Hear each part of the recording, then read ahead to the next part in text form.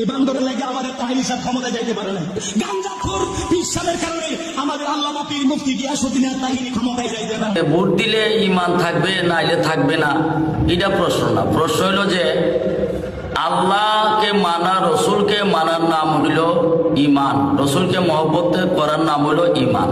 আসসালামু আলাইকুম হুজুর, আপনি তো জানেন 12 তারিখ মাধুপুর চুনারঘাট 4 আসনে নির্বাচন গেছে, সংসদ নির্বাচন। বিপুল ভোটে সংসদ নবনির্বাচিত হয়েছে SM ফয়সাল সাহেব। তারই মাঝে স্বতন্ত্র প্রার্থী ছিলেন আমাদেরই যুবকদের আইডল সুন্নি জামাতের প্রহরী, যিনি আল্লামা গিয়াসউদ্দিন তাহিরি সাহেব। উনি মোমবাতি প্রতীক নিয়ে দাঁড়িয়েছিলেন। এখন দেখা যাচ্ছে আল্লামা জুবাইর কামাল সাহেব, যিনি পীর সাহেব, আপনি তো জানেন, উনি ফয়সাল সাহেবের পক্ষে, বিএনপির পক্ষে নির্বাচন করেছে। এখন মানুষ এটাকে নিয়ে হুজুরা দেখলাম সমালোচনা করতেছে। আসলে এই বিষয়ে আপনার মতামত কি আসলে জানতে চাচ্ছি। আলহামদুলিল্লাহ, যে প্রশ্ন আমার করেছেন আমি আসলে সবই দেখতেছি।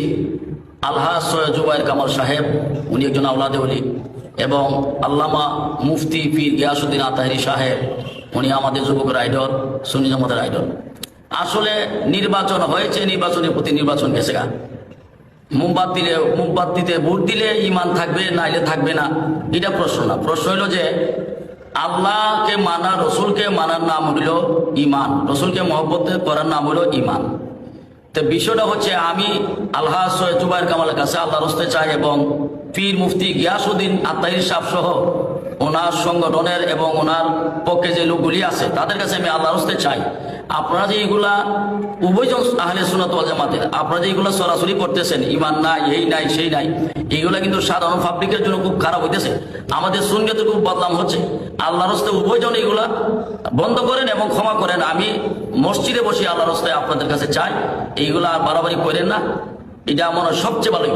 নির্বাচন তো চলে গেছে, নির্বাচনের প্রতি চলে গেছে। কে কি করছে না করছে এটা আল্লাহ পাক ভালো জানে। আমি একজন আলেম হিসেবে আমি আল্লাহর উপর ভরসা করি, নবীর উপর ভরসা করি। এটি সবচেয়ে উত্তম কাজ। এবার দোষাদোষি করে লাভ নাই, বাড়াবাড়ি দরকার নাই। এটা নিয়ে বাড়াবাড়ি করা সাধারণ মানুষের জন্য খুব ক্ষতিকর। আমরা উভয় পক্ষে সুন্নি জামাতের লোক, আর যেন বাড়াবাড়ি না হয় আমি সবার কাছে আল্লাহ রাস্তায় চাই। আর SM ফয়সাল সাহেব ওনাকে ব্যক্তিগতভাবে ওনাকে কতটুকু চিনেন আপনি? উনি আমার এলাকার মধ্যে খুব ভালো মানুষ। উনি আমাদের এলাকার তিন থেকে 4 বার উনি এই MP পদে উনি দাঁড়াইছে। ওনার শেষ বয়সে উনি পাস করছে, ওনার ভাগ্য ভালো, এতে কোনো সমস্যা নাই। এতে কোনো সমস্যা, আমার জানার মতো উনি ভালো মানুষ।